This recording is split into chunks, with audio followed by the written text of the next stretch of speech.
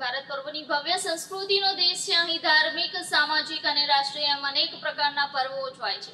તેમજ પ્રાચીન કાળથી ગણેશજીના પૂજનનો મહિમા ગણાતા વિઘ્નહર્તા અને પ્રથમ પૂજનીય શ્રી ગણેશ ઉત્સવની છે। ત્યારે ગણેશ મહોત્સવ પૂર્વે નવસારી શહેરમાં 10 દિવસનું આતિથ્ય માણવા પધારેલા ગણેશજીનું ભવ્ય સ્વાગત ગણેશ ભક્તો દ્વારા કરવામાં આવી રહ્યું છે। નવસારી શહેર સહિત સમગ્ર રાજ્યમાં ગણેશ મહોત્સવની ધામધૂમથી ઉજવણી કરવામાં આવે છે। ગણેશ મહોત્સવ પૂર્વે નવસારી વિજલપોર શહેરમાં વિવિધ વિસ્તારોમાં મહોત્સવને લઈને ભક્તોમાં તેમજ ગણેશ મંડળોમાં ભારે ઉત્સાહ જોવા મળી રહ્યો છે। ગણેશ ભક્તો દ્વારા શ્રીજીની પ્રતિમાની સ્થાપના કરી ગણેશ ઉત્સવની ઉજવણી ઠેર ઠેર કરવામાં આવે છે, જેને લઈને મંડળમાં શ્રીજીની સ્થાપના કરવામાં આવે છે। નવસારી શહેરમાં પણ રંગે ચંગે ગણેશજીનું આગમન કરવામાં આવે છે। વિઘ્નહર્તાનું આગમન લોકોના અંતરમાં ભાવ સાથે કરતા હોય છે। શહેરમાં મોરિયા રે બાપા મોરિયાની ધૂન ગાતા ગાતા ઢોલ નગારા તેમજ ડીજેના સથવારે રાજાશાહી તાતમાં વિવિધ મંડળો દ્વારા શેરીઓમાં વિવિધ સ્વરૂપમાં ગણેશજીની પધરામણી કરવામાં આવતા નવસારી પંથક ગણેશમય બનવા પામ્યો છે। ગણેશ મંડળો દ્વારા હવે પ્રતિમાઓને ચકાચોર અને ઢોલ નગારાની તાલે અને ડીજેના સથવારે રંગબેરંગી લાઇટિંગ્સના જ્વાળા પાથરી મંડપ સુધી લાવવાની શરૂઆત કરી દીધી છે। ગણેશ મહોત્સવના 10 દિવસ ઉત્સવ પૂર્વે નવસારી શહેરમાં મોરિયા રે બાપા મોરિયાની ધૂન ગાતા ગાતા અને ઢોલ નગારા તેમજ ડીજેના સથવારે રાજાશાહી તાતમાં વિવિધ મંડળો દ્વારા શેરીઓમાં વિવિધ સ્વરૂપમાં ગણેશજીની પધરામણી કરવામાં આવતા નવસારી પંથક ગણેશમય બનવા પામ્યું છે। વર્ષ 2024 ગણેશ ઉત્સવ સંગઠન મંડળ નવસારી શહેર તરફથી હું ગુણવંત પટેલ તમને એક નિવેદન કરું છું કે વર્ષ 2024 ની શ્રીજીની પ્રતિમાઓના આગમન થઈ રહ્યા છે। હર્ષોલ્લાસથી અને વાજતે ગાજતે શ્રીજીની પ્રતિમાઓના આગમન થાય છે। એક દિવસ છોડીને હવે શ્રીજીની સ્થાપના થશે અને પછી વિસર્જન થશે।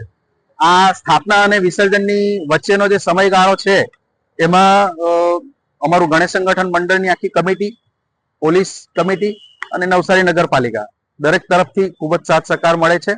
સાથે સાથે જે ગણપતિના ઉત્સવ સાથે જે નવસારી શહેરનો જે વ્યવસાય સંકળાયેલો છે, જેવી રીતે મંડળો છે, મંડપ બનાવવાની વ્યવસ્થા છે, ફૂલહારની વ્યવસ્થા છે, પ્રસાદ છે, ફળ ફ્રૂટ છે, ઘણા બધા વ્યવસાયો શ્રીજીના આ ઉત્સવની અંદર દુકાનદારોને પણ આનો લાભ મળે છે અને ધાર્મિક માહોલની અંદર નવસારીની અંદર શાંતિપ્રિય વાતાવરણમાં આ ઉત્સવ ઉજવાય છે।